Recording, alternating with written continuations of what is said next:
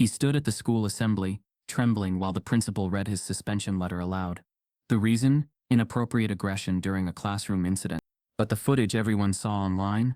It showed him sitting silently, while his white teacher screamed in his face. Parents cheered. Students clapped. And as security dragged him away, he whispered one line that changed everything. Check her email. Before we deep dive into this interesting story, subscribe to our channel, and tell us where are you watching from. Share in the comments below. The buzzing of fluorescent lights hummed overhead in room 214, where the afternoon sun strained through cheap plastic blinds. Lincoln High School, nestled in a conservative suburb of North Texas, had all the polish of a high-performing institution. New turf field, Chromebooks, college banners lining the halls. But beneath its surface, the culture ran cold, especially for the few black students who walked its beige-tiled corridors. It was third period. Honors calculus. And on the whiteboard was an equation that spanned nearly the width of the board, a multivariable integral tangled with trigonometric substitutions, deliberately brutal. The kind of problem that didn't appear on state exams, but that Mr. Harlan Baxter liked to show off with. He was in his 28th year of teaching, a rigid man in his late 50s with horn-rimmed glasses and a voice dipped in smug authority. His reputation was a mix of brilliance and bitterness. Parents loved him, some students feared him, and most black students knew exactly where they stood with him, beneath his expectations. Jamal Trenton, 17, sat in the third row, second seat from the window. He rarely spoke in class unless called upon, but anyone who looked closely would notice his notes. Immaculate, color-coded, written with care. He wasn't the loudest in the room, but he was easily the sharpest. His quiet confidence didn't go unnoticed, and for Mr. Baxter, it rubbed the wrong way. Without preamble, Mr. Baxter turned from the board, marker still in hand. "Mr. Trenton," he said slowly, drawing out the name like it needed testing on the tongue. "I have a challenge for you." Heads turned. Jamal looked up from his notebook, his pencil still poised in midair. He didn't flinch, didn't blink, just wait. Baxter gestured to the equation. "Solve that in under a minute, and I'll give you my salary for the year." The class broke into laughter, a few gasps, one exaggerated "ooh" from the back row. It sounded like a joke, but the weight in Baxter's voice wasn't humorous. It was daring, dismissive, the kind of tone that wrapped mockery in performance, betting that the kid would crack under pressure. Betting the room would remember his failure, not the cruelty of the ass. Jamal's face didn't change. His eyes flicked to the board. 30 seconds passed. He stood up, walked slowly to the front, and picked up the red marker. In silence, he moved through the problem like it was muscle memory. Factor substitution. Adjusted bounds. Integral split. A few students leaned forward. Someone whispered, "Yo, he's actually doing it." Baxter's jaw clenched as Jamal capped the marker and stepped back. 57 seconds had passed. The final answer was correct, unmistakably, but Baxter barely looked. He smirked, shook his head, and erased the board. "Nope," he said flatly, "not even close. Take your seat." A beat of stunned silence, then laughter, less confident this time, but still present. Jamal stood still for a moment, eyes unreadable, then turned and walked back to his seat without a word. He opened his notebook, resumed his notes like nothing had happened. But everything had changed.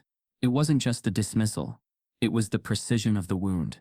A public bet, a public victory, and a public lie to cover it. What hurt wasn't the insult. It was the theft of acknowledgement, the lie that erased him, the erasure everyone saw, but no one stopped.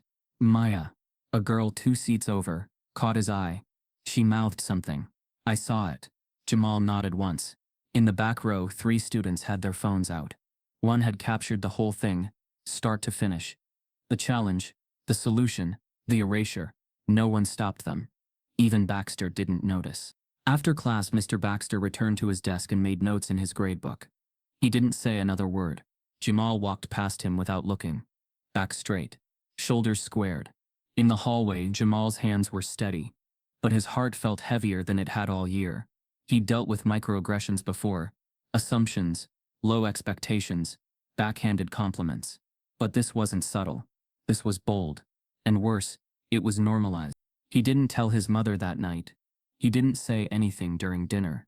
But in his room, Under a single desk lamp, he replayed the moment in his head. The smugness, the erasure, the silence of the room. Across town, someone posted the clip to TikTok.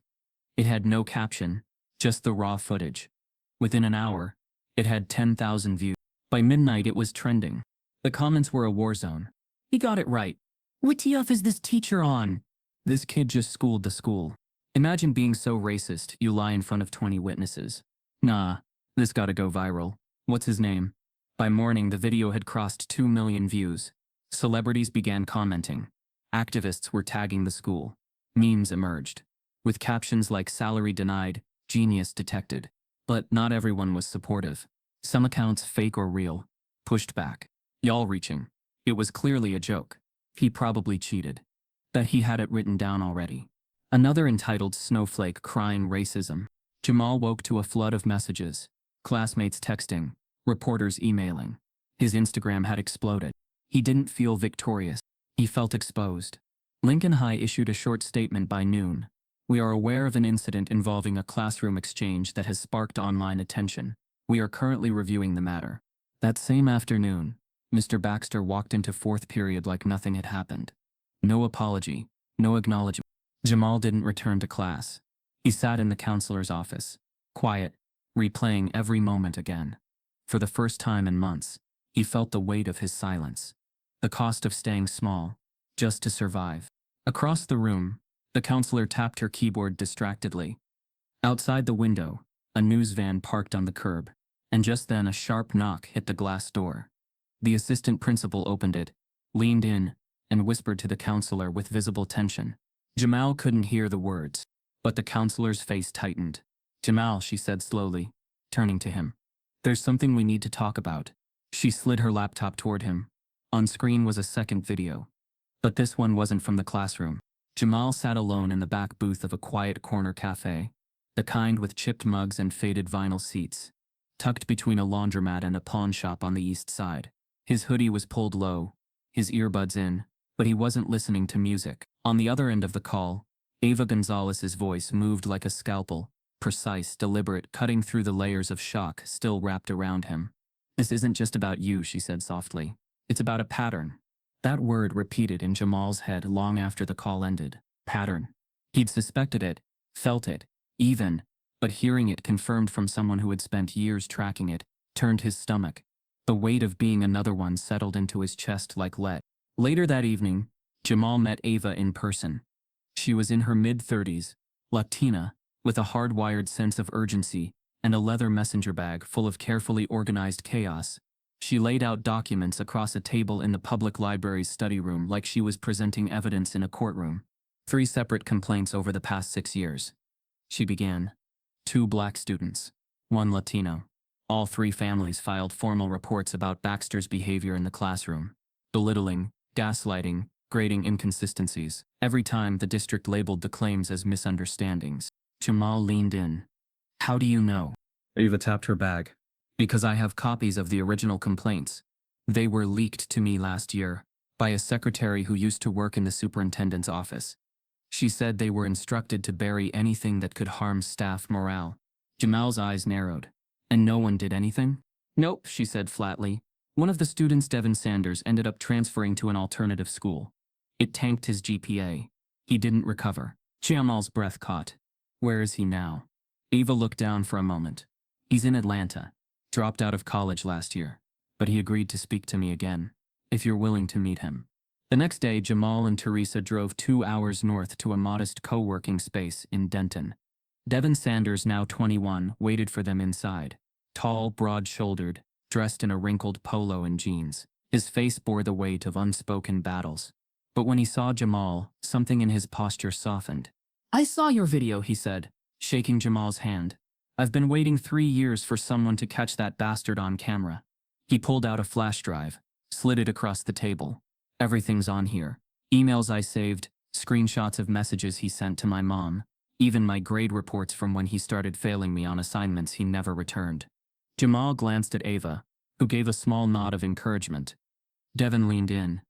"You ever been made to feel like you're invisible and a threat at the same time?"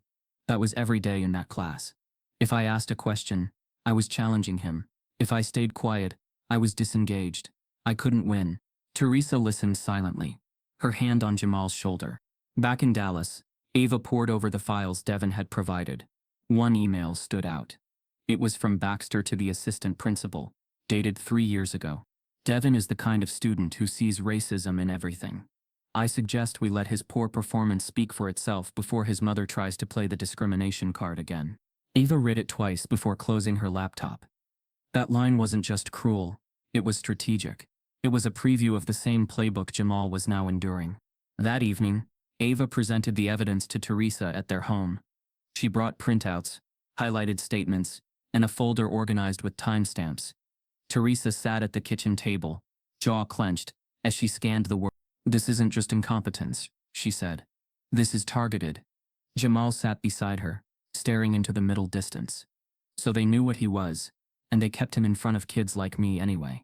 They didn't just keep him, Ava said quietly. They protected him. Teresa exhaled sharply. "Let's burn it all down." But when Ava approached the school district for comment before publishing the story, the stonewalling began. "We are aware of past allegations, but found no credible evidence of wrongdoing," read the statement emailed from the district's communication office. "Mr. Baxter has been a respected educator for decades. We take all claims seriously and conduct thorough review." Ava pushed back, sent excerpts of Devin's emails, asked for an official on-the-record response. They didn't reply. 2 days passed. Then a week. She reached out to teachers at Lincoln High. Most declined to speak. One retired staff member said, "You didn't hear this from me, but Baxter's protected. His brother-in-law used to sit on the board. That's why nothing sticks." Still, Ava kept writing. The article was nearly ready to go. A long-form exposé slated to run on the front page of the Dallas Free Press website. She had quotes from Devin, Jamal, Teresa, and scanned documents as proof. Her editor signed off. A release date was set. Then the email came. It landed in Ava's inbox at 2:08 a.m. No subject, no sender name, just one line in the body. "Stop digging, unless you want to bury more than just a story." Ava froze. At first she thought it was a hoax, but a minute later, another message followed, this time with a screenshot of her private draft. Someone had access. She stared at the screen, heart pounding. She immediately disconnected her Wi-Fi, backed up the files to an encrypted drive, and called her editor. The next morning, Jamal received a call. It was Ava. Her voice was different, measured, urgent, more shaken than he'd ever heard it. "There's someone inside the school board feeding information," she said, "and they don't want this going public." Jamal stiffened. "What do you mean?" "They're watching me, and they're trying to scare me off. But I'm not dropping this story." He nodded slowly. "So, what do we do?" Ava paused. "We go louder." But just as she prepared to publish, her editor called her with a chilling update. "We just got served with a cease and desist from the district's legal team." Ava Gonzalez stood in the middle of her editor's office. The printed cease and desist letter still warm from the copier. The letterhead bore the district's name in bold, aggressive font, Richardson Unified School District Legal Counsel. The tone wasn't just defensive, it was threatening. The letter accused the Dallas Free Press of attempting to publish inflammatory and unsubstantiated allegations against a long-serving public educator, and warned of immediate legal consequences if the article moved forward. But what chilled Ava more than the legalese was the timing. The story hadn't even been uploaded to the internal server yet. Someone was watching her, someone with power. Back at her apartment, Ava reread the anonymous email from 2 nights prior. It had only said, "Stop digging unless you want to bury more than just a story." Now, with the legal thread in hand, the message made more sense. She was circling something too big to ignore and too dangerous to expose. But that didn't stop her. Instead, it pushed her to look deeper. 3 days later, she met with someone she'd never expected would respond to her calls. An ex-HR manager from the district named Clarice Minter. Clarice had retired 2 years prior, and now lived in a modest brick bungalow, with a crooked mailbox and an overgrown front lawn. She was in her late 50s, wore loose slacks and didn't smile easily. But when Ava sat across from her at the kitchen table, Clarice wasted no time. "I should have spoken up years ago," she said, pouring 2 mugs of coffee without asking if Ava wanted one. "But people who speak up in that district either get buried in paperwork or escorted out." Ava leaned forward. "What do you mean?" Clarice opened a faded filing box from her hall closet and placed a worn folder on the table. Inside were photocopies of internal memos, financial reports, and complaint summaries. She tapped one with her index finger. "Hush money," she said plainly. Eva frowned. "You mean settlements?" Clarice nodded. "Unofficial ones. Usually cash, sometimes scholarship funds, or school resources, in exchange for silence. Most of the time, it was parents of black students who filed complaints, alleging racism, harassment, grade retaliation. The district would offer them a small check and an NDA, all off record." Eva flipped through the documents. The payments ranged from $1,000 to $7,500, each tagged as resolution funds or student relations account. "How many cases?" Clarice paused. "Dozens, at least 30 in the last 10 years, and Baxter's name showed up in 5 of them." Eva's stomach turned. "So the district knew," she whispered, "and paid to make it disappear." Clarice nodded again. "The board doesn't protect students. They protect reputations." Back at home, Eva added this new evidence to her encrypted drive and stared at her screen for a long moment. This wasn't just about Baxter anymore. It wasn't just about Jamal. The school had systems in place, unofficial but fully operational, to silence families who dared question the status quo. Jamal wasn't just the latest victim. He was a threat, because this time, it wasn't just words, it was video. The next day, Teresa Trenton got a call from the superintendent's office. She was asked to come in for a private resolution meeting. When she arrived, she was ushered into a side conference room, where the blinds were already drawn. Superintendent Rhonda Kessler, a sharply dressed woman, with a silver bob and the calm tone of a seasoned negotiator, greeted her with a practiced smile. "Miss Trenton," she said, "we want to talk about a path forward for everyone's benefit." Teresa folded her arms. "I'm listening." Kessler leaned in slightly. "We acknowledge that your son has been through a difficult situation, and we'd like to offer a goodwill gesture to help your family move on." From her folder, she slid a typed document across the table. It was a waiver and a non-disclosure agreement. Attached to it was a check for Teresa didn't even touch the paper. "That's what you think my son's worth?" she asked. Her voice was low, firm. $5,000? Kessler offered a rehearsed sigh. "It's not about value. It's about closure." "Closure," Teresa echoed, "is justice, not a bribe." Kessler stiffened. "You should understand. Continuing to escalate this will only bring more pressure, more exposure, for your son. That's not necessarily good." There it was, coded language, masked as concern. A quiet threat beneath the smile. Teresa stood. "You think I'm scared of exposure? After what your school did to my child in front of the world?" Kessler's expression didn't change. "You don't have to decide today." "I already have," Teresa snapped. "You can keep your money, and your silence." She walked out without another word. That night, she told Jamal everything. He sat at the dining table, his fingers pressed together, unmoving. His face betrayed no emotion, but his eyes shimmered beneath the low kitchen light. "They tried to pay us off," he murmured. "Like we're the problem." "You are not the problem," Teresa said firmly. "You're the answer to one they've been avoiding for years." Later that week, the district held a closed-door disciplinary hearing about Jamal's classroom conduct. No students were allowed in, no outside observers. Eva wasn't permitted to attend. The day after the hearing, Jamal arrived at school and was immediately called to the front office. There, the assistant principal handed him a printed letter, on district letterhead. It read, "Effective immediately, Jamal Trenton is suspended for 5 school days due to multiple reports of disruptive behavior, including hostile interactions with school staff and creating an unsafe classroom environment." Jamal read it once, then again. "Disruptive behavior," he said slowly, looking up. "What behavior?" The assistant principal wouldn't meet his eyes. Teresa arrived within 30 minutes, stormed through the front doors and demanded answers. They wouldn't give her any. "The decision is final," the assistant principal said calmly. "We have signed statements." Jamal's voice cracked, not with anger, but disbelief. "They're punishing me for what he did. They're trying to scare us off," Teresa muttered. Eva arrived an hour later, pulled into the parking lot with her press badge around her neck and a notebook already open. But the school security stopped her at the entrance. "No press allowed on campus," they said.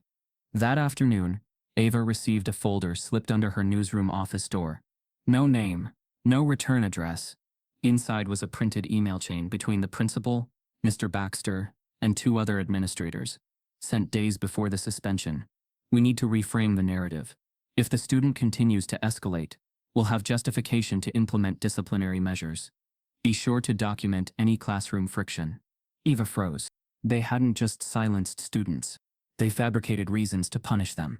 Eva looked closer and saw one more name CC'd on the email thread, a local school board trustee, who also owned a PR firm hired by the district. The counselor's office, once a place of neutrality and quiet, suddenly felt like a courtroom. Jamal sat stiffly in the leather chair, still processing the humiliation from just the day before. But now, his attention was pulled to the screen. The counselor had turned toward him. The video wasn't from the classroom this time. It was a screen recording.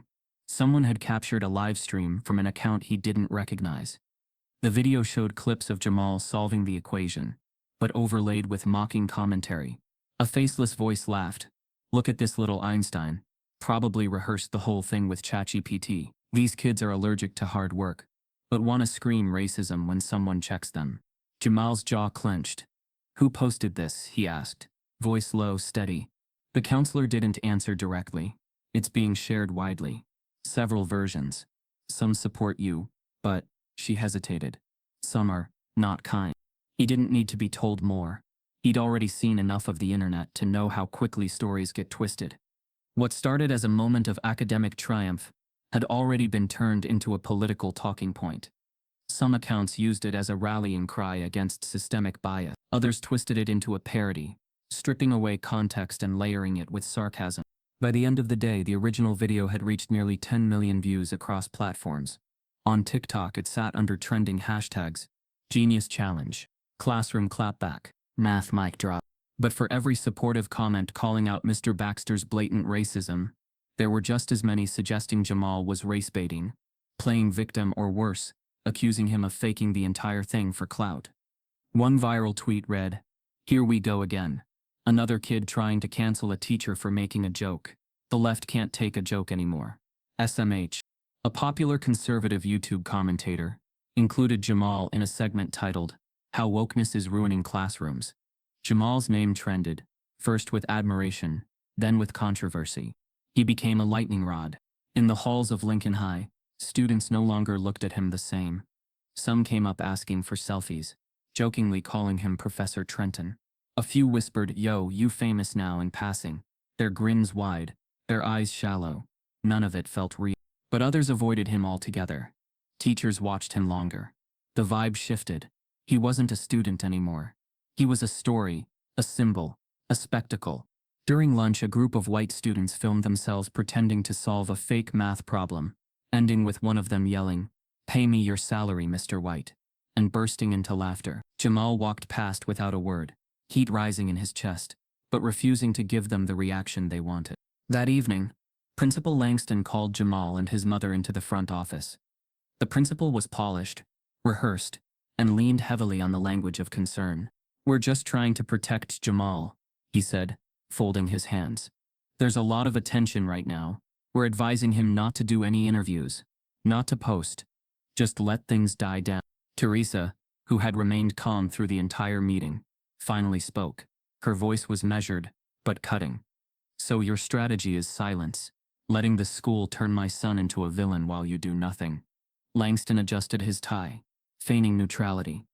"We have to remain impartial until our internal review is complete." Jamal watched his mother's lips press together. That was her tell, when she was fighting the urge to go off.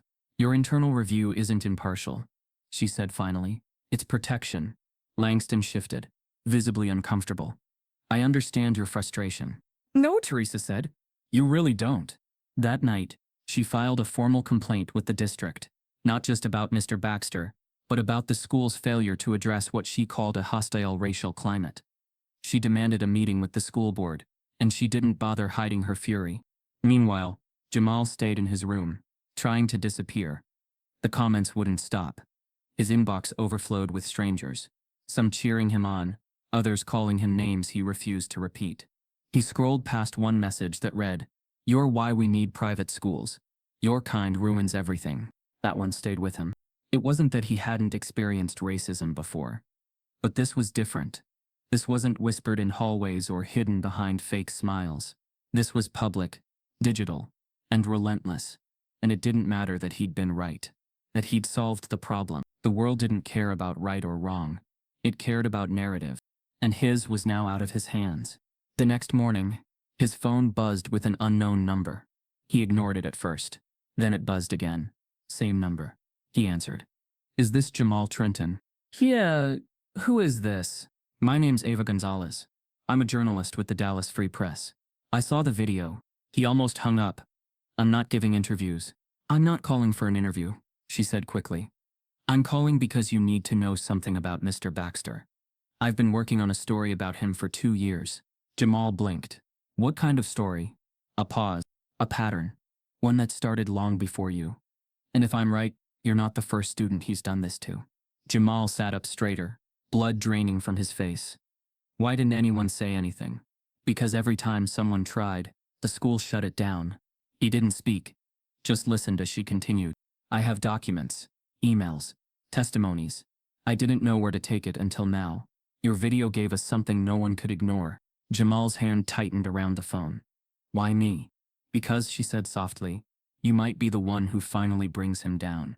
Eva paused, then added, but you need to see what he did to the last student who stood up to him, before you decide how far you want to go. Jamal Trenton returned to Lincoln High 5 days after his suspension ended, but it was not the same building he had left.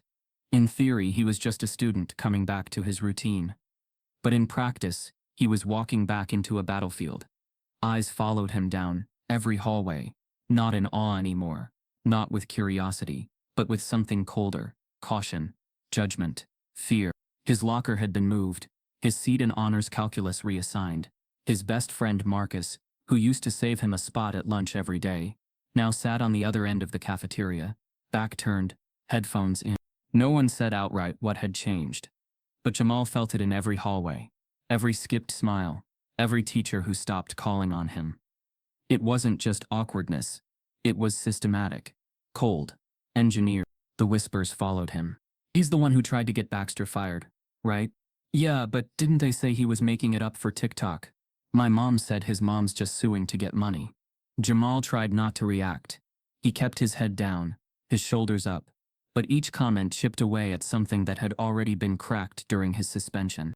Worse than the silence was the treatment from teachers. Assignments that used to earn A's now came back with red marks and vague comments like lack of depth or incomplete effort.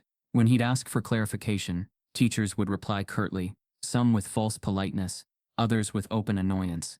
Mrs. Linton, his AP English teacher, gave him a 68 on a paper that he'd spent 2 weekends perfecting. The note at the bottom read, "Too argumentative. Consider using more neutral analysis." It was an essay on systemic injustice in To Kill a Mockingbird. The irony wasn't lost on him. When Jamal approached her after class, she didn't look up from her computer. I followed the rubric exactly, he said quietly. You followed your interpretation of it, she replied. But maybe this isn't the class for activism over literature. He blinked, trying to process the phrasing. So I'm being graded on tone?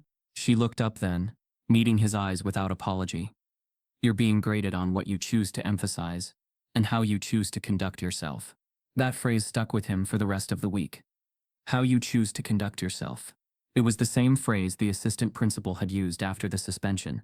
The same tone Baxter had used when he dismissed Jamal's correct answer. It was never about facts, never about fairness. It was always about control. At home, even the walls began to close in. Teresa tried to hold the household together, but Jamal had grown quiet. His bedroom light stayed off longer. He skipped dinner some nights, claiming he wasn't hungry. On the nights they did talk, the conversations felt thin, surface level. You sure you're okay? She'd ask, her voice thick with motherly concern. Yeah, Jamal would reply. Just tired. He wasn't just tired. He was unraveling. The online comments didn't help. His original viral video had been stitched, edited, and repackaged hundreds of times. At first, the internet had championed him, but then came the backlash. Coordinated and cruel. Fake screenshots claimed he had staged the whole thing. A fake Reddit thread accused him of being disrespectful and aggressive in class. Another video claimed Jamal had a history of behavioral problems. Jamal had never even had detention. But perception now outpaced reality. And the school didn't correct it. Instead, they fed it. His grades began to slide. Teachers who once praised him now barely acknowledged his presence. His scholarship applications sat untouched, his motivation buried under the weight of being mislabeled. From genius to threat, from prodigy to pariah. Teresa, seeing the toll, began considering other options. Late one night, she sat on her bed, laptop open, reviewing enrollment guidelines for charter schools in neighboring districts. She didn't want to run, but staying felt like watching her son be emotionally lynched in slow motion. She closed the laptop and walked to Jamal's room. He was sitting on the edge of the bed, hoodie still on, hands clenched in his lap. "I'm thinking of transferring you," she said gently. He didn't respond. "I hate that it's come to this," she added, "but I don't know how much more they're going to take from you." Jamal didn't look at her, but his voice cracked as he spoke. "If I leave, they win." Teresa sat beside him, placing a hand on his back. "No," she said firmly. "If you leave, you survive." They sat in silence for a long while. The next day, an envelope appeared on their doorstep. No postage, no name. Inside, a worn manila folder. Teresa opened it slowly. Inside were photocopied emails, handwritten notes, and a resignation letter signed by a woman named Ms. Arlena Brooks. Jamal furrowed his brow. "That's a name I haven't heard in years." Ms. Brooks had been the only black teacher Jamal ever had at Lincoln, 8th grade science. She was smart, no nonsense, and deeply loved by the few black students who'd known her. But midway through Jamal's freshman year, she had abruptly resigned. No explanation, no farewell. Until now, attached to the documents was a note, written in firm cursive. "I saw what they're doing to your boy. They did it to mine too. I couldn't protect him then. But maybe I can help you now. Arlena." Teresa's hands trembled as she read. The documents revealed something chilling. A timeline of complaints filed by Ms. Brooks, targeted against the administration, and specifically against Mr. Baxter. She'd detailed patterns of grade tampering, hostile staff meetings, and instances where she'd caught Baxter referring to black students as charity cases. She had submitted 3 internal complaints. Each time she was reprimanded for being disruptive to staff cohesion. Her resignation letter wasn't bitter. It was wounded. When you build a life around helping children thrive, and then realize the system only wants certain children to thrive, you don't just quit, you break. Teresa closed the folder slowly, tears welling in her eyes. Jamal sat in stunned silence. "Why now?" he finally asked. Why would she come forward now? Teresa looked at the envelope, then at her son.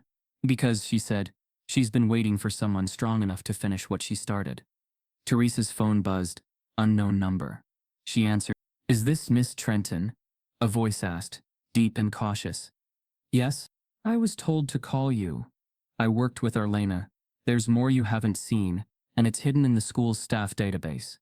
Teresa Trenton sat alone at the kitchen table, staring at the folder Ms. Arlena Brooks had sent.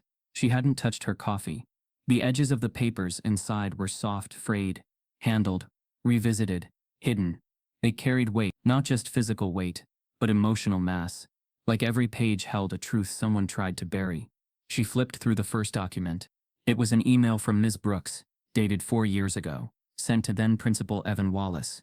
The subject line read, "Urgent concern, pattern of bias in staff grading practices." In it, Arlena outlined how several black students in advanced courses had seen unexplained drops in their grades after questioning teachers' methods. She named Mr. Baxter directly, citing discrepancies between his in-class praise and formal gradebooks. "These aren't occasional oversights. This is a pattern, and it disproportionately affects our students of color. I'm requesting a full audit of grading practices in the math department." There was no reply in the file. But the next email, 2 weeks later, was from Wallace to the superintendent. "Brooks is stirring the pot again. She's making things racial. Might be time to start documenting performance issues before this goes further." Teresa's hands tightened around the page. She felt rage. Yes. But something deeper too. Recognition. A bitter validation of everything she'd suspected about how the district handled complaints. Not by fixing the problem, but by targeting the complainer. She continued through the folder. There were screenshots of school meeting agendas, where topics like staff cohesion and managing cultural sensitivities were code for "shut her up." One note in Arlena's handwriting read, "They said I was too invested in certain students. Code for stop caring about black kids." The most gutting was a letter Arlena had never sent. A draft, written in pen on lined paper, tucked between official forms. It was addressed to a student named Elijah, one Teresa didn't recognize. Elijah, I tried. I told them what was happening to you. I brought the emails, the test scores, the calls home. I told them how they broke your confidence one snide remark at a time. But they turned it around, said I was creating division, that I was the problem. I hope you forgive me. I hope you still chase what they tried to bury in you. Teresa wiped her eyes and read it again. When she called Arlena later that night, her voice cracked as she spoke. I'm reading the notes, Teresa said quietly. The ones you kept. I didn't know where else to put the truth, Arlena replied. They sat in silence for a beat, connected by shared grief and fury. I need to ask you something, Teresa said, steadying herself. Why now? Why us? Because Arlena answered. Your son's video wasn't just proof, it was rupture. The kind that splits the silence wide open. And I think this time, maybe the silence doesn't close back up. Teresa didn't respond. She didn't need to. She felt the shift. Arlena took a breath. I'm willing to testify. I'll go public. But I can't do it alone. They'll come for me like they did before. Worse now that I'm not protected by a classroom. Teresa nodded slowly. You won't be alone. She hung up and called Ava. At the newsroom, Ava was already reviewing copies of the folder Teresa had scanned and emailed. Her eyes scanned every word, her lips tight. The timelines matched everything they'd uncovered. But now, they had something the district couldn't spin. A staff witness, a written paper trail, and years of buried complaints. This is the domino, Ava muttered. This is what brings it all down. She uploaded the folder to her encrypted drive and reached for her notebook. The investigation had just crossed a threshold. What was once a story about one racist teacher had become a reckoning against a system that protected the offender and punished the whistleblowers. That evening, Ava's phone buzzed with an anonymous number. At first she ignored it, then it buzzed again. She answered. This is Ava, she said. The voice was male, low and cautious. Check your inbox. Before she could ask who it was, the line went dead. She pulled up her email. No subject, no name, just one audio file attached. She hit play. It was a recording, low quality but clear enough. A staff meeting, multiple voices, one clearly Mr. Baxter's.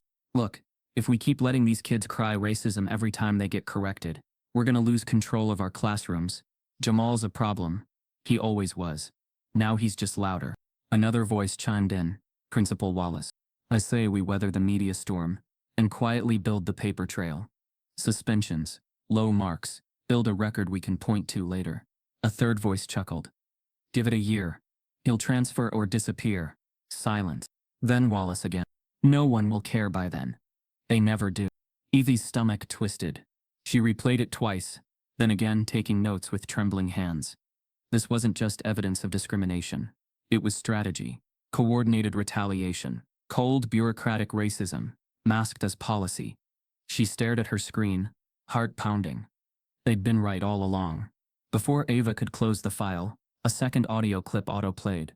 This time a private conversation between Baxter and a board member. One phrase echoed like a gunshot. If this gets out, we all go down. So find a way to bury the Brooks folder permanently. 7. We gotta protect ourselves. The leaked audio bombshell word count. Eva Gonzalez sat at her desk long after midnight, lit only by the pale glow of her screen and the low hum of downtown Dallas outside her window. The leaked audio still rang in her ears, as raw and unfiltered as truth could come. She had listened to it 4 times now, each playback more gut-wrenching than the last. Baxter's voice, smirking through the static, the vice principal, laughing casually. The principal methodical in his words like he was discussing building maintenance, not a student's future. These kids play the race card like it's a scholarship application. The key is to document everything. Every eye roll. Every late assignment. They make noise, we make records. We gotta protect ourselves. The recording didn't just confirm systemic bias, it exposed an operational strategy. A coordinated effort to crush resistance with bureaucracy and plausible deniability. And Jamal wasn't collateral damage. He was the blueprint. Eva carefully inserted the recording into her upcoming report. She knew how dangerous this was. But she also knew that moments like this came rarely, and if not handled right, were buried just as quickly. She drafted the headline with deliberate care. Exposed, leaked audio reveals racial retaliation strategy at Lincoln High. Below the headline, she embedded the audio, followed by transcripts, timestamps, and context. She didn't sensationalize. She didn't editorialize. She let the recording speak, raw and uncut. The truth didn't need embellishment. It needed a platform. At 6:57 a.m., she hit publish. By 8:15 a.m., the story had 11,000 shares. By noon, local news stations were quoting it word for word. The footage of Baxter's now infamous "Solve My Salary" comment resurfaced alongside the new audio. This time, the context wasn't academic misconduct. It was institutional racism, with receipts. The press camped outside the school. Protesters showed up with handmade signs. Protect black students, not reputations, education or erasure. Silence is complicity. By 2 p.m., civil rights attorney Malik Garrison was quoted on multiple outlets. This isn't about one teacher. This is about a district that built a machine to crush whistleblowers, weaponize paperwork, and bury children alive. That machine just got caught with a bloody wrench in its hand. Teresa and Jamal watched the news from their living room, silent. The words were loud, but the weight was internal. Ava had lit a fuse, but what would the explosion hit? The school district responded by releasing a vague statement. We are reviewing troubling content that may have been taken out of context. We remain committed to creating a safe, equitable environment for all students. They didn't deny the audio, but they didn't acknowledge it either. That afternoon, Jamal received an email. Subject line, application status update. His heart skipped. For the first time in weeks, he let himself feel hope. He opened the message. Dear Jamal Trenton, thank you for your interest in MIT. After careful review of your application and supporting documents, we regret to inform you that we are unable to offer you admission at this time. We wish you the best in your academic journey. No reason. No explanation. Just, no. Jamal sat still for a long time. The rejection didn't shock him, not after everything, but it still hit with full force, like a final stamp of erasure. He showed Teresa the message. She read it, reread it.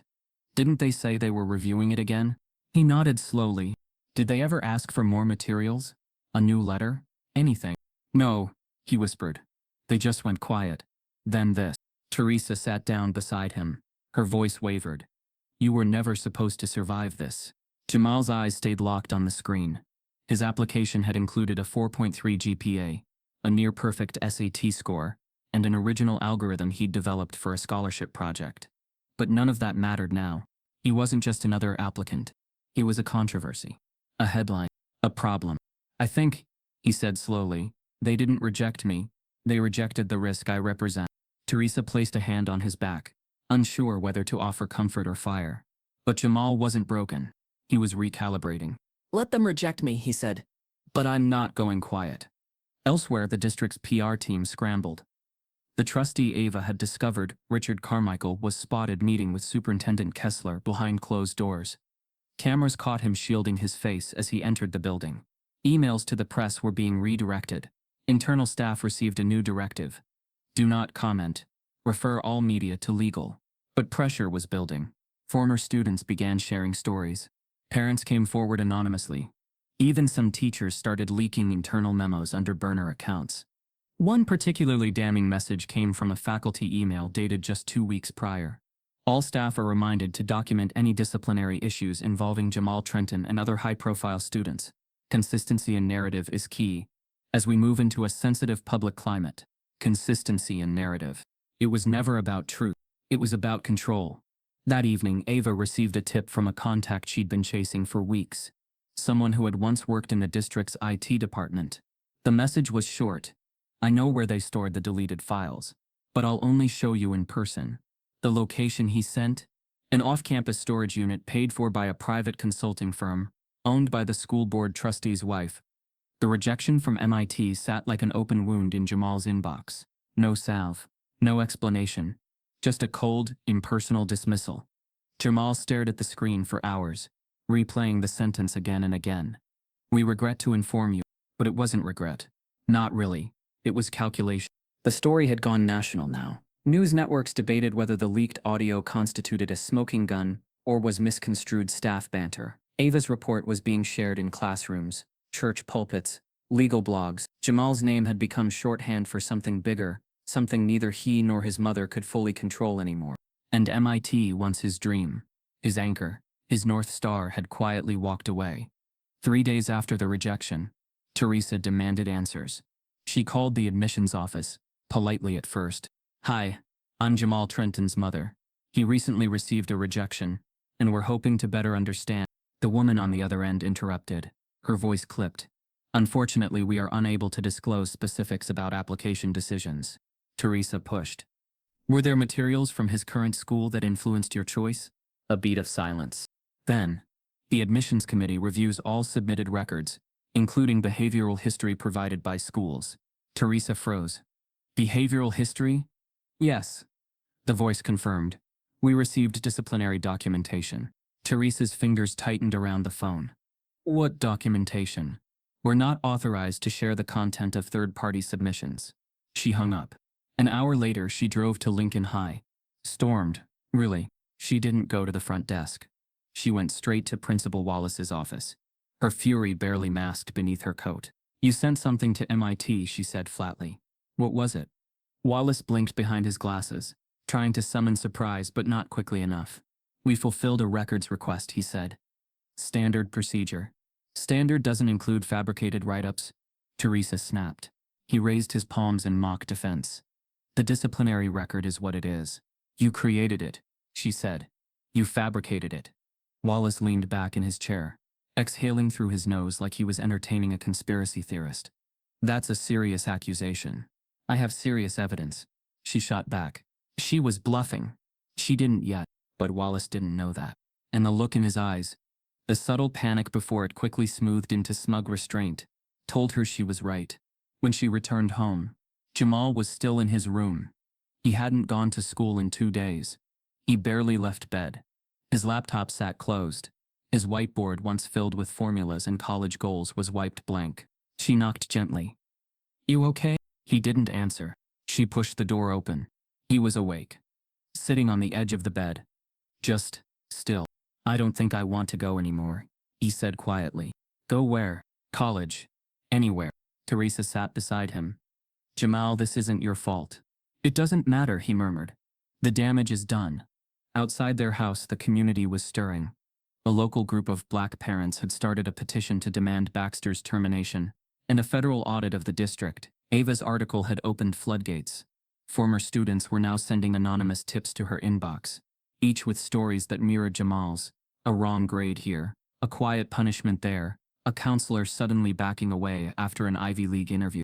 But the louder the community spoke, the more coordinated the backlash became. A conservative education blog published a piece titled "Weaponizing Victimhood: The Dangerous Precedent of the Jamal Trenton Story." The comments were brutal. "So tired of these entitled kids crying racism. He was probably unteachable anyway. Publicity stunt. But he's making money off it." A fake Twitter account using Jamal's name began tweeting inflammatory statements he never wrote. Ava traced it to a private consulting firm, owned as it turned out by a contractor linked to the district. It was clear now. This wasn't just about denying him justice. It was about discrediting him entirely. Meanwhile, MIT's rejection was followed by more. 2 other elite schools declined his application. One noted recent behavioral concerns, flagged by school personnel. No interviews. No chance to appeal. It wasn't just a closed door. It was a locked vault. One evening, Teresa opened the front door to retrieve the mail, and found an envelope wedged between the doormat and the frame. No stamp, no return address, just one word written on the front, in sharp black ink. "Confidential." She brought it inside cautiously, peeled the flap open. Inside were 2 things. A printout of Jamal's internal disciplinary file, 8 pages long, none of which they had ever seen. It included statements from unnamed teachers accusing him of defiance, disruptive conduct, and inappropriate use of technology. A sticky note, handwritten and unsigned, that read, "This is what they sent. I thought you should know." "You didn't lose MIT, Wallace. Stole it." Teresa sat at the kitchen table in silence, staring at the pages. Every incident was a lie, every quote, attributed to Jamal, a fabrication. The most chilling part was the way it had been constructed. Not wild, not overt, just believable enough to raise questions, just vague enough to avoid legal scrutiny. It was bureaucratic assassination. She walked slowly to Jamal's room. the folder in her hands. "Sweetheart," she said softly. "I need to show you something." He looked up, eyes hollow. When he saw the file, something in his face changed. A quiet fury. "They built a rap sheet," he whispered. "A whole rap sheet out of nothing." "Yes," Teresa said. "But someone inside sent it to us. Someone wants this out." Just as Jamal opened his mouth to respond, Teresa's phone buzzed again, this time with a single message from an unknown number. "They're going to erase the originals. You have 48 hours. The house was dead silent after Teresa read the message on her phone. "They're going to erase the originals. You have 48 hours. She and Jamal sat across from each other at the kitchen table, the envelope between them. The fluorescent light buzzed overhead, washing the room in a cold hue that made everything feel sharper, more exposed. Jamal picked up the pages from the envelope again. The fake disciplinary file was bad enough, but the whistleblower had included more, much more. He flipped to the second document, an internal memo from the Office of Academic Integrity, marked confidential, internal use only. It was dated 3 weeks before Jamal's first suspension, and authored by someone listed only as DL, presumably an academic coordinator. "Please advise Mr. Baxter has requested retroactive grade adjustments for student ID DING 004983. Trenton Jamal. The adjustments lower several assignments by 20–40% for academic dishonesty, though no incident reports have been filed. I recommend caution, as this may trigger compliance flags with university reporting." Jamal inhaled sharply. "They lowered my grades before MIT even saw them." Teresa blinked. "They pre-planned the sabotage." He flipped to the next page, a printed email chain between Baxter, Principal Wallace, and a name neither of them had seen before.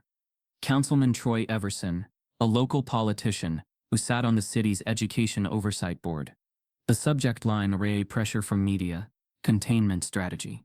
The content was brief, clinical. "We recommend a non-combative departure for Mr. Baxter by the end of the semester, paired with strategic messaging that reframes the situation as miscommunication and external political pressure. In exchange, Mr. Baxter will retain pension eligibility. Please coordinate with PR to manage optics. Any further leak risks exposure of other student incidents. Burn the original." It was signed by E. Carmichael, the same Carmichael Ava had discovered was both a school board trustee and owner of the district's PR contractor. Jamal sat frozen. Teresa's voice cut through the thick air.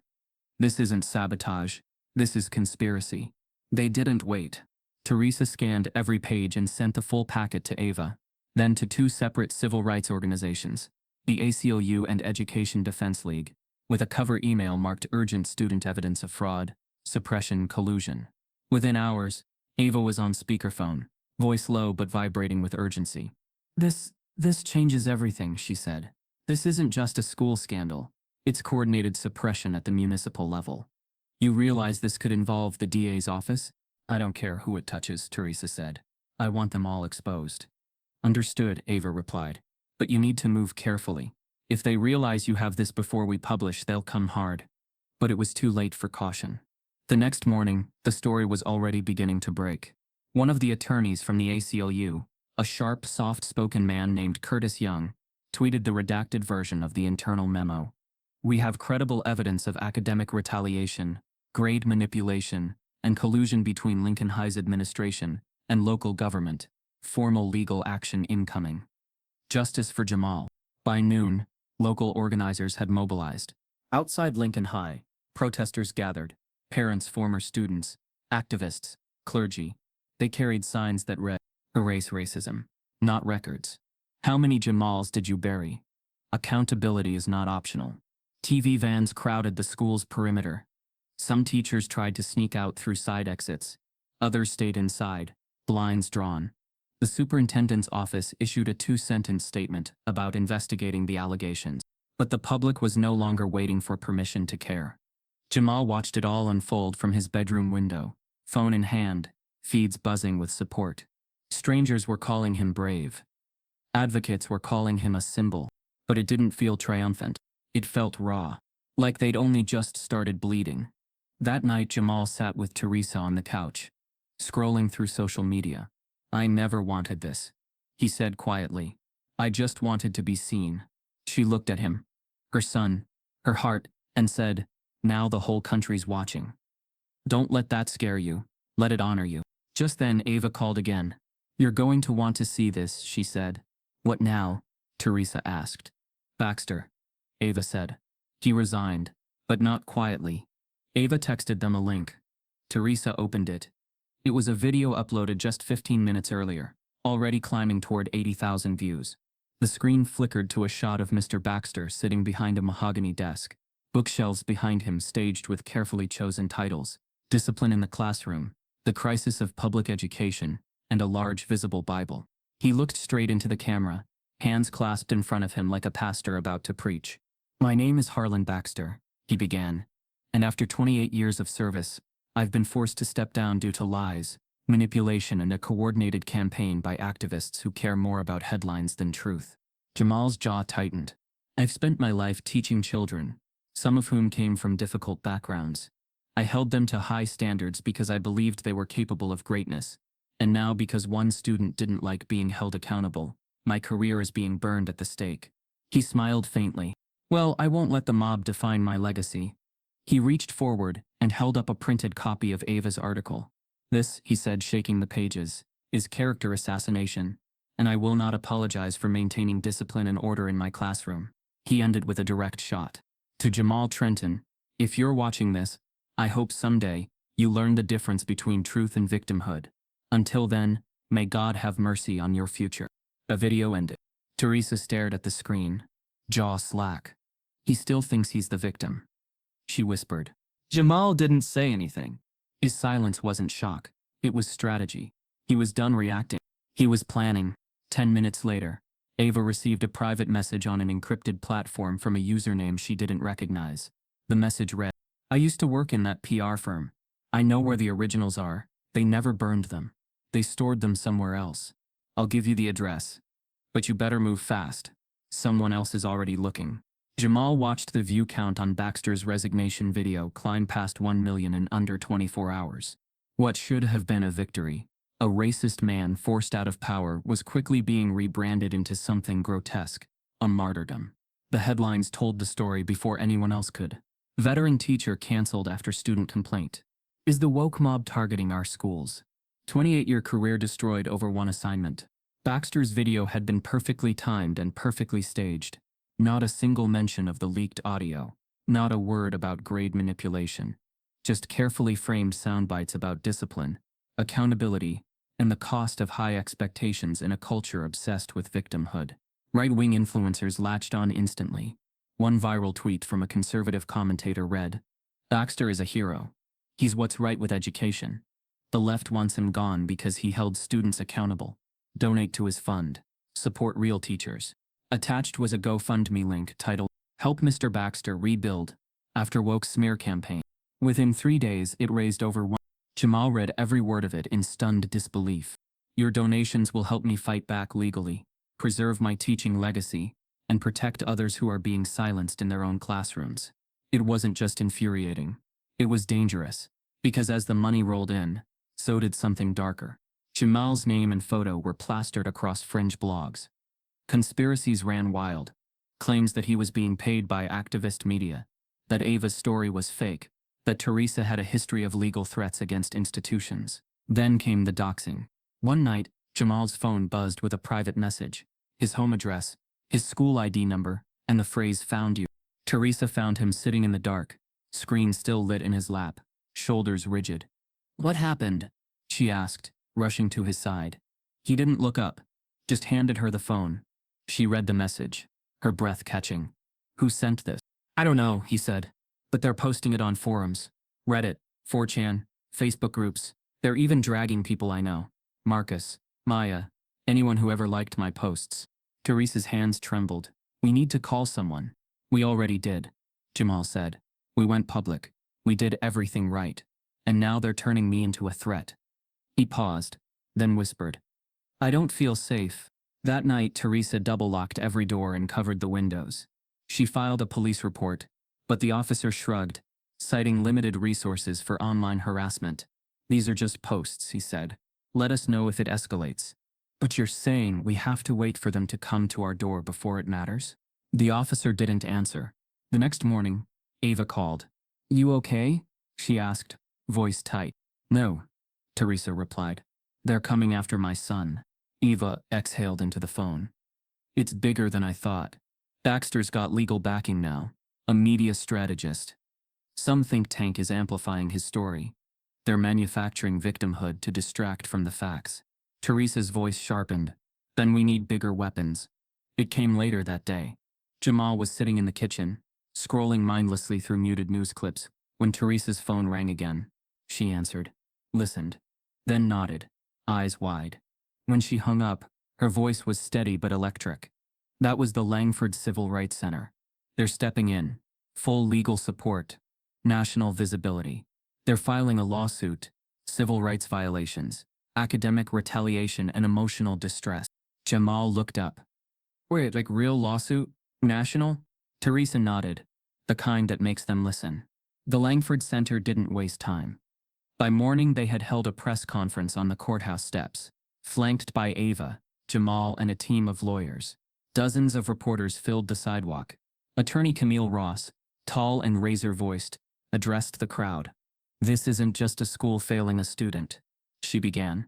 This is an institution conspiring to erase brilliance, weaponize bureaucracy, and punish truth. Mr. Trenton isn't just a victim. He's the evidence. Jamal stood quietly behind her, suit pressed, chin up. His palms were sweating, but his eyes were clear. The suit named not just Lincoln High, but the school board, Principal Wallace, Baxter, and even Trustee Carmichael by name. It outlined a system of retaliation designed to preemptively undermine a student's academic trajectory, coordinated, calculated, and deeply racist. The response from the school was immediate and telling. That afternoon, Superintendent Kessler released a video of her own. We are saddened that legal action has been taken. We maintain that the district has always acted with integrity and fairness. We believe in due process and accountability for all parties involved. Not an apology. Not a denial, just damage control. But this time, it wasn't working. Jamal's story wasn't just a headline anymore. It was a movement. Students walked out of Lincoln High, carrying signs with his face on them. Parents called for an emergency school board meeting. Teachers started leaking more documents to Ava. Memos, emails, hidden policies. Still, the threats kept coming. Late one night, Jamal received another anonymous message. Hope the lawsuit's worth it. You're not just ruining your life. You're ruining your whole school. He stared at it, then calmly screenshotted it and sent it to Ava. No panic, just documentation. The next day, Jamal sat down for his first national interview. Ava coached him through it, firm but human, not defensive. When the anchor asked, "What would you say to Mr. Baxter right now?" Jamal paused before answering. "I'd say, you taught me more than math," he said.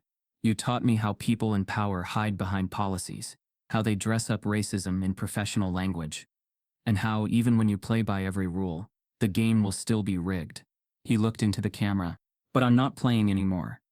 Minutes after the interview aired, Ava received a call, breathless, urgent, from her anonymous PR firm source.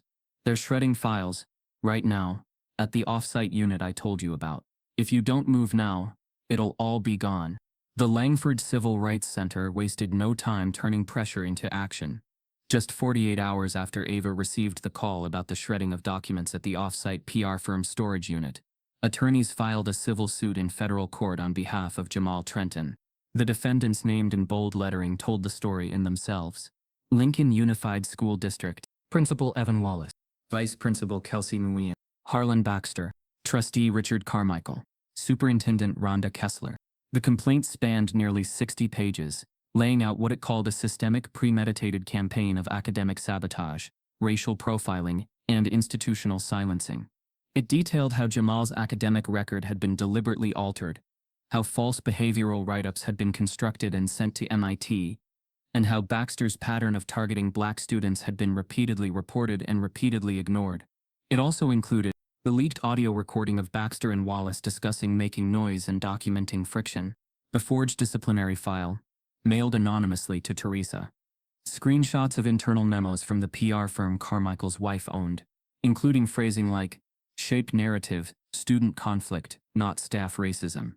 Proof of communication between the district and MIT admissions office that emphasized Jamal's uncooperative behavior without basis. Within a day, the filing went viral. But not like before, not in fragments or outrage memes. This time, the story was complete. CNN, The Washington Post, ProPublica, even 60 Minutes reached out, requesting an exclusive.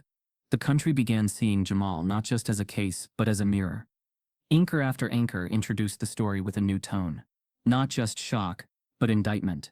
A disturbing look into how public institutions twist due process into a tool of racial control. What happened to Jamal Trenton might be the most important education scandal of the decade. Jamal watched from his living room, the TV on mute, closed captioning on. His name was finally being spoken without mockery, without hesitation, but it didn't feel like redemption yet. Because behind every broadcast was the cold reality. The trial wouldn't begin for another 6 months. The district filed for a delay citing logistical complexities and overwhelming media attention. Teresa nearly threw her phone when she read it. They've been building this for years, but now they need more time. Jamal leaned back on the couch, arms crossed. They're stalling. They're hoping it dies down. Teresa nodded. Then we can't let it.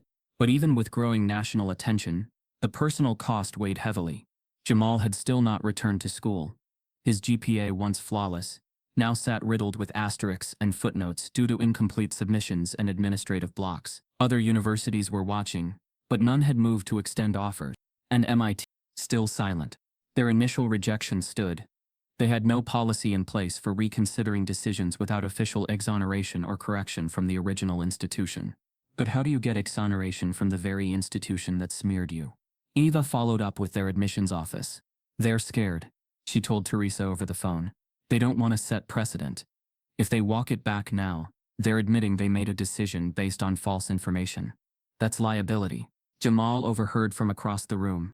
They'd rather protect their name than their mission, he said bitterly. Teresa replied quietly. They all would.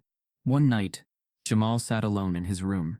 The lawsuit documents spread across his desk like puzzle pieces. He flipped through them, not out of obligation, but almost ritualistically. He reread his own name so many times it stopped sounding real. Then he paused on something small. A footnote from the complaint. It referenced other students who had received similar retaliatory treatment, but were unwilling or unavailable to testify. Jamal stared at it. What if there's one who is? He whispered. 2 days later, a direct message appeared in Ava's encrypted inbox. It was from a former Lincoln High student. Username, IMK Clarion. I know what they did to Jamal. I saw it. I was part of it. In a way. I think it's time I talk. Ava responded immediately, requesting a call.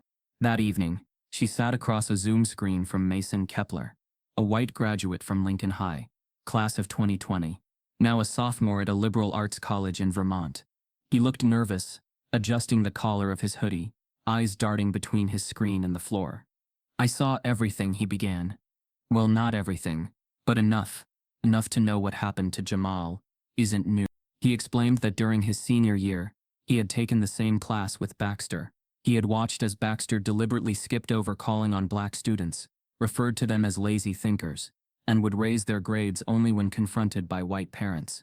He pulled out a small notebook, his old school journal, and began reading. April 16. Jamal answered correctly again, and Baxter pretended he didn't hear him. Called on Josh instead, who gave a wrong answer. Baxter smiled and said, "Close enough." Everyone laughed. Jamal went quiet after that. May 2 after class, I saw Baxter talking to Mr. Wallace. Said, "That kid's gonna make a scene before the year's out. You'll see." They both laughed. I wrote it all down, because I thought, maybe I'd say something one day, Mason said. Eva stared at the screen, stunned. Why now? Mason's voice cracked. Because silence is complicity. I thought I could just walk away and be the good one. But I was a coward. Will you testify? He hesitated, then nodded. Yes.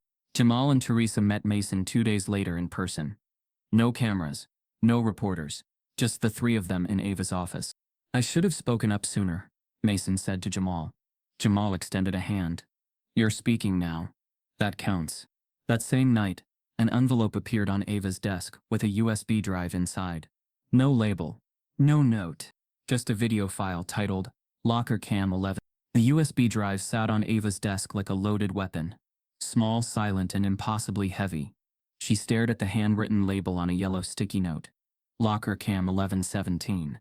No sender, no return address, just those 3 words, scrawled in rushed penmanship that suggested urgency, maybe fear. Without taking her eyes off it, she closed her office blinds. The newsroom had thinned for the night, but Ava had grown careful. The deeper the story dug, the more shadows followed. She plugged it in. The file was short, just under 4 minutes of grainy, static-filled footage from an overhead angle. The timestamp read, March 7th, 11:16 a.m., 3 weeks before Jamal's viral classroom incident. The view was fixed on a stretch of hallway lockers, indistinct and bland. For the first minute, nothing happened. Then Mr. Baxter entered the frame. He stood with arms crossed as Jamal approached from the opposite end. Jamal's shoulders were slouched, his face unreadable even in low resolution. There was no audio, but Ava watched as Baxter stepped in front of Jamal, blocking his locker. Jamal said something. Baxter didn't move. Instead, he pulled a paper from his folder and waved it in Jamal's face. Jamal reached for it. Baxter yanked it back. Then, unmistakably, he smirked. It wasn't aggression. It wasn't even overt. But it was power, the kind that knows it has backup, the kind that knows the camera won't capture tone or motive, just plausible ambiguity. Jamal stepped around him, expression tightened, and opened his locker. Baxter walked away like nothing had happened. Ava watched the footage 3 times, then backed it up to 4 locations. It wasn't definitive on its own, but layered with the lawsuit, Mason Kepler's testimony and the audio leaks, it painted a damning portrait of repeated calculated intimidation. But tonight's headlines weren't about USB drives. They were about Mason. His public confession had gone viral within hours. In a world where most people chose sides based on hashtags, Mason's raw, emotional admission hit differently. I stayed silent. I let it happen. Not just to Jamal, but to others. I thought it wasn't my place. I thought staying quiet made me neutral. It didn't. It made me useful to the ones doing harm. He read directly from his high school diary on video, eyes flickering between remorse and resolve. Then he said the words that set social media on fire. If institutions are built to protect teachers like Baxter, then students like Jamal never stood a chance unless someone from inside broke the silence. I'm breaking it now. The clip was picked up by Teen Vogue, Vice, The Atlantic, and even NPR. Young people reposted it on Instagram stories with captions like, "This is how you show up." Educators shared it on LinkedIn, asking how many Mason Keplers had kept their heads down over the years. And then an unexpected ripple. MIT Admissions posted a statement. It was brief but telling, due to recent new information and disclosures involving the case of applicant Jamal Trenton. Our office has reopened his application file for further review. We are in communication with appropriate legal representatives to ensure we have a complete and factual understanding. The internet erupted. Jamal sat frozen when Ava showed him the tweet. They reopened it, she said softly. He blinked. That doesn't mean they'll change it. No, she replied. But it means they know they got it wrong. Teresa walked into the room and read the statement over his shoulder. She didn't speak, just placed her hand on Jamal's back.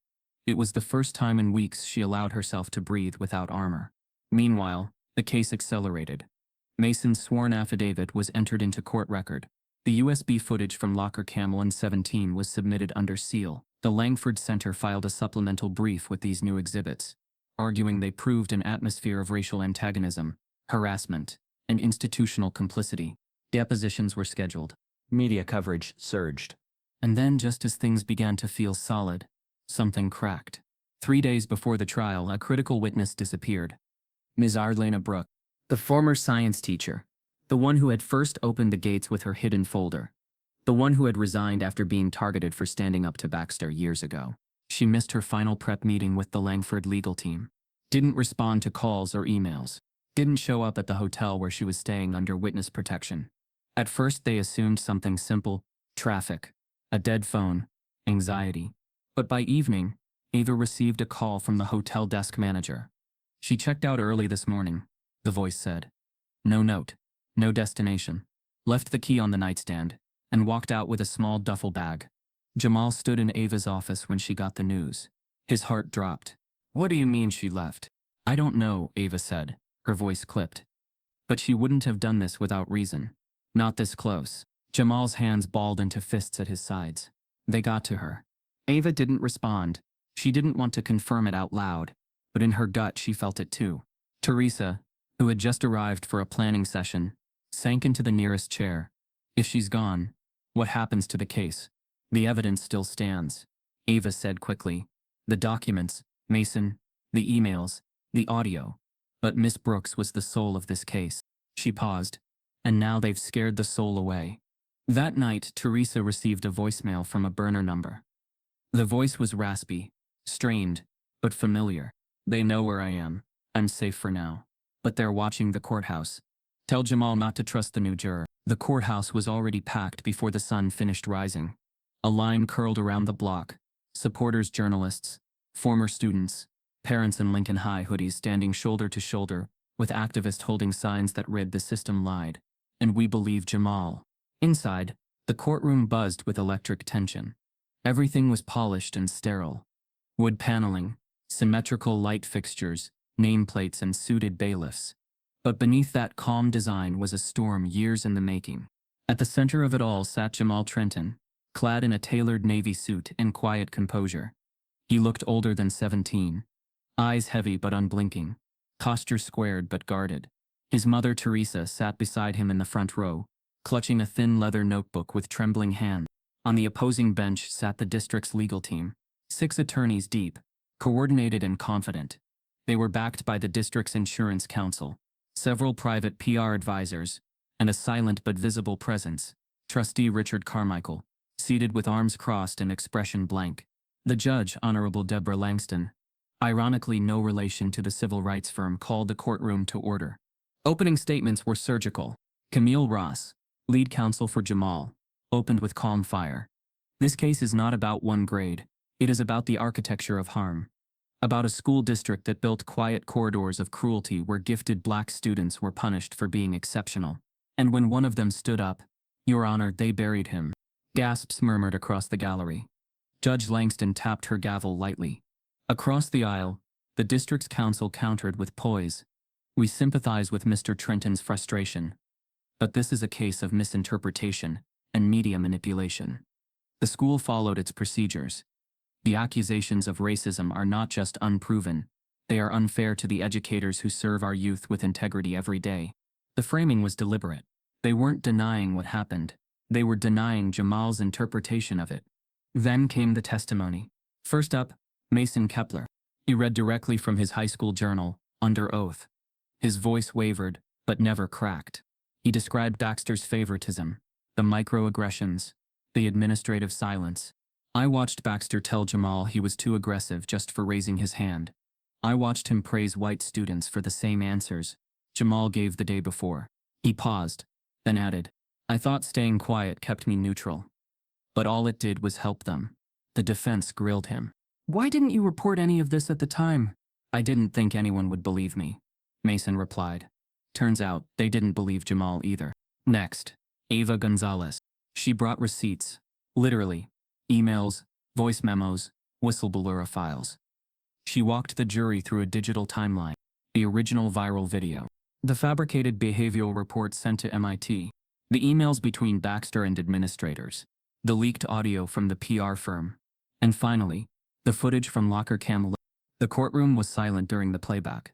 On the grainy screen, Baxter stepped in front of Jamal's locker, flashed a paper in his face, smirked, and walked away. When the video ended, the silence was weighty. Next, Jamal. He stepped into the witness box slowly. No grand entrance, no rehearsed line. Camille kept her questions simple. "What did you feel, Jamal, when Mr. Baxter erased your work?" Jamal blinked once. Invisible. Then angry. Then nothing. "Why nothing?" "Because if I let myself feel it too long, I wouldn't come back." He described the backlash, the rejection, the threats, the night he almost gave up. "I kept wondering why the truth wasn't enough," he said. "Why a video and proof and witnesses still didn't stop them from calling me a liar." Camille asked gently, "Are you angry now?" Jamal paused. "I'm tired, but I'm not silent." The defense came hard.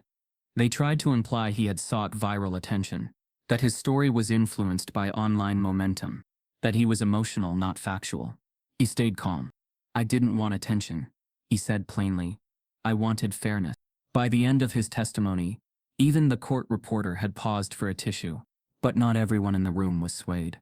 Juror 4, a stocky man in his 50s with a trimmed gray goatee, had sat stiff and unsmiling since selection. He barely looked at Jamal during testimony. He took notes aggressively during defense arguments but scrawled little when prosecution spoke. Teresa noticed it first. The way he leaned toward the district's side. The nods. The frowns when Jamal spoke. That night, Ava pulled up his name from court records, Frank Delaney. She did a quick search. He had once served on the board of a local education watchdog group, one that had publicly defended Baxter after his resignation. Ava's stomach sank. He should have been struck from the jury, she muttered. Camille was notified immediately, but it was too late to remove him mid-trial, without direct cause. Then the trial took a sharp turn. On the second day of deliberations, a court bailiff quietly approached Judge Langston. Juror 4 had been seen and recorded texting during deliberations. Court policy was strict. No external communication, especially not during sequester. The judge called for an immediate closed-door hearing. Camille, Jamal, and Teresa were escorted into a side chamber. Defense counsel followed, visibly tense. The court tech team had already pulled surveillance. Sure enough, the footage showed Juror Delaney typing on his phone during lunch recess, glancing at something in his coat pocket before pocketing the device. Judge Langston's voice dropped an octave. Mr. Delaney, who were you communicating with? I was checking the weather, he said flatly. She narrowed her eyes. Then explain why your screen captured a messaging app, and not a browser. No answer. The court paused for a 10-minute recess to review the footage. Camille leaned toward Teresa. If he's communicating with someone tied to the defense, the whole verdict could be thrown. Jamal sat stone still, palms flat on his lap. He didn't speak. He was done letting rage speak first. As the courtroom reassembled, Judge Langston cleared her throat and looked over her glasses. Before we continue deliberations, I've received a sworn statement from one of the alternate jurors, who claims to have overheard Mr. Delaney discussing the case outside of court. The autumn wind rolled gently across the steps of Lincoln High, just as it had years ago, but everything about the moment felt different. Gone was the isolation Jamal once carried down these halls, like invisible weights. The silence he'd been forced into had long since ruptured, and the boy who once stood in front of a class solving equations for dignity now returned not as a victim, but as a scholar, an author, a leader, a symbol. Jamal Trenton stepped out of the black SUV and stared up at the familiar facade. The brick building hadn't changed, but its history had. He wore a charcoal blazer, his hair short and neat, his eyes calmer than they'd been in years. He was 21 now, taller, leaner, but still unmistakably Jamal. In his hands was a worn notebook, corners curled, pages stuffed with the ghosts of moments that once tried to undo him. Under his arm, a copy of his senior thesis, Quantified Bias, How Algorithms Mirror the Human Mistakes They're Built On. It had been accepted into multiple academic journals, and at MIT's Spring Research Conference, it won top honors. But it wasn't the award that made headlines. It was the dedication at the beginning. To the students who were told they were too loud, too smart, too angry, too fast, you weren't too much. They were too afraid. MIT had not only reinstated his admission, they had done so with a full scholarship and a campus-wide letter of apology. The dean of admissions personally asked Jamal to speak to the freshman class his first year. That moment, and many after, healed something. But it didn't erase the wound. Nothing could. But Jamal learned that healing and forgetting are not the same thing. One makes you whole again. The other steals your story. And Jamal knew he'd never let them steal it. As he walked through Lincoln High's polished halls, students parted to make room. Some recognized him from the lawsuit. Others had grown up hearing the story. The black kid who took on the district and made the truth louder than the system that tried to erase it. The school had changed, cosmetically at least. New principal, new mural in the front lobby, featuring students of all races under the bold slogan, "Equity is not a trend, it's a promise." Still, Jamal knew better than to confuse change with transformation. In the auditorium, a banner hung above the stage. Guest speaker series, Jamal Trenton, MIT fellow post-civil rights advocate. Students filled every row. Teachers stood in the back. Reporters weren't allowed, but word had spread anyway. When Jamal took the podium, the room fell into an almost reverent silence. He paused for a long moment before speaking. "I sat in these same chairs," he began. "I walked these same halls. But when I was your age, I didn't have the mic. I didn't have the attention. I had numbers, logic, solutions. But I didn't have power. A few students leaned forward. Power doesn't just come from being right, he continued. It comes from refusing to be quiet when the world tells you that your truth makes people uncomfortable. He looked out across the auditorium and locked eyes with a young black girl in the third row. She was clutching a worn backpack, eyes wide and unblinking. I was told I was angry when I was focused. I was told I was arrogant when I was confident. I was told I was disruptive when I refused to be erased. He let the words hang. Someone once told me that if I solved a math problem, their salary would be mine. They didn't think I could do it. I did, but they still erased my answer, because they weren't testing my math. They were testing my worth. A wave of recognition rippled through the room. He stepped closer to the edge of the stage, lowering his voice. I never wanted that salary. I wanted my dignity. Silence. Then applause. First soft, then thunderous. In the months after the verdict, Teresa launched a nonprofit with Ava called Project Benchback, named for the back of the class students who were too often dismissed before they could be seen. It offered advocacy, legal guidance, and mental health support to students of color facing institutional bias in schools across the country. Teresa became a keynote speaker at education conferences, while Jamal mentored high schoolers through coding boot camps and ethics workshops. What had started as defense had become mission. Back in the classroom where it all began, room 214, now repainted and assigned to a new teacher, Jamal stood before the whiteboard, the very board where Baxter once erased him. He took a marker and slowly, quietly, rewrote the original equation, the one that started it all.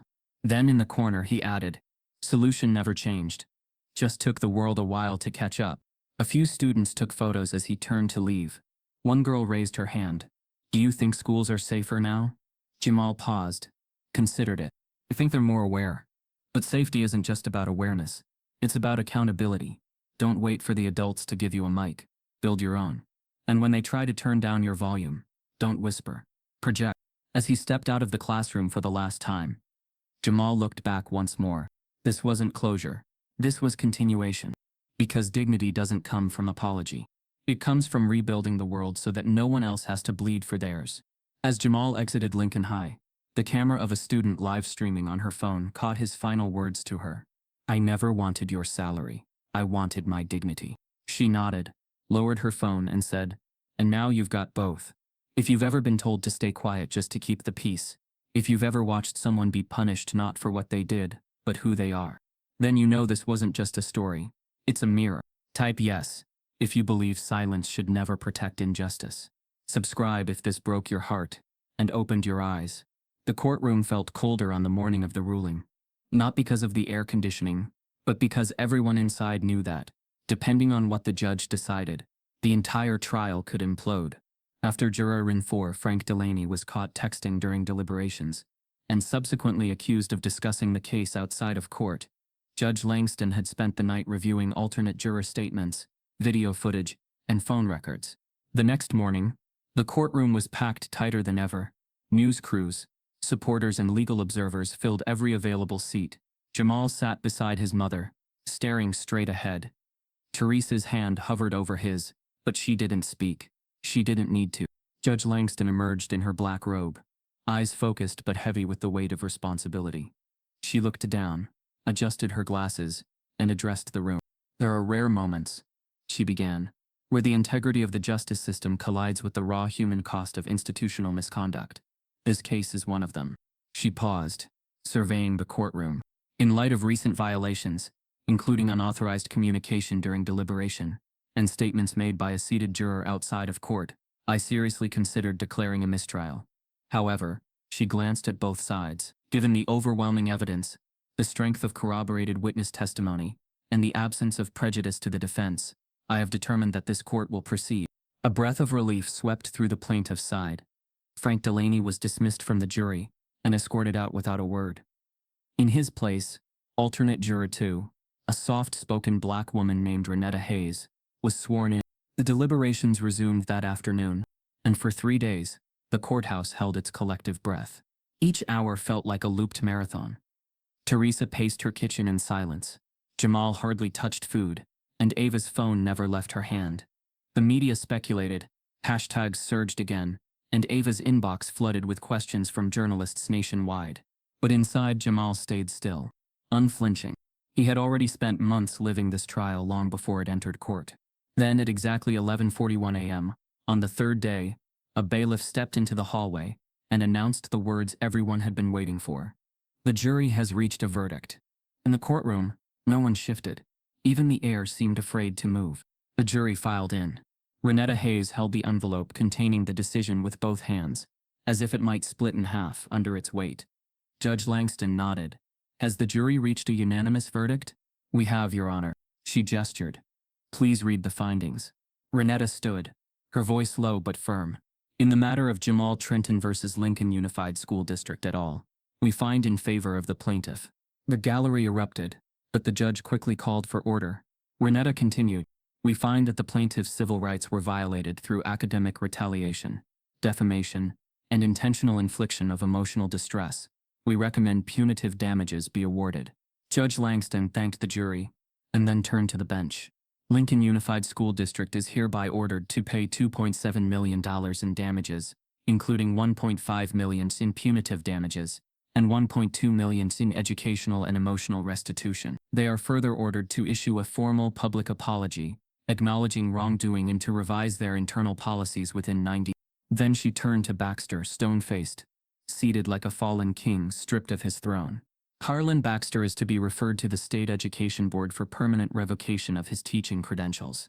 Effective immediately, he is barred from working in any educational capacity within the state of Texas. The court exploded into cheers, sobs, gasps. Jamal sat frozen. Teresa leaned over, gripping his hand, tears streaming but silent. Outside the courthouse, cameras rolled as the crowd of supporters erupted into chants. Justice for Jamal. We see you. Truth won. Camille Ross stepped to the microphones with poise. This is not just a victory for Jamal Trenton. This is a message to every institution that thinks it can bury black brilliance under policy and paperwork. We are watching. We will not stay silent. And we will not back down. Ava caught Jamal as he stepped down the courthouse stairs. You did it, she said softly. He nodded, not smiling, just breathing. I'm not a story anymore, he replied. I'm a statement.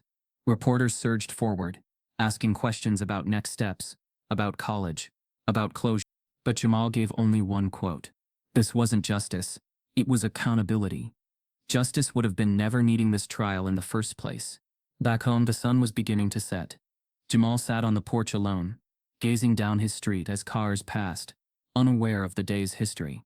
Then Teresa stepped out with a small square envelope in her hand. Something came in the mail, she said. She didn't hand it to him right away. She looked at it, breathed, then finally passed it over. It was from MIT. The return address in Cambridge, the red crest sealed over the envelope. Flap. Jamal's fingers trembled. He turned it over slowly, unsure if the weight in his chest was hope or dread. He looked at Teresa. She nodded. He opened it. As his eyes scanned the first line, they widened, then his lips parted in disbelief. He handed the letter to Teresa, speechless. She read aloud. We would be honored to welcome you to the Massachusetts Institute of Technology's class of 2029, with full academic reinstatement and scholarship support. But at the bottom, scribbled in pen beneath the signature, was a handwritten note. Mr. Trenton, we got it wrong. We hope you'll help us do better.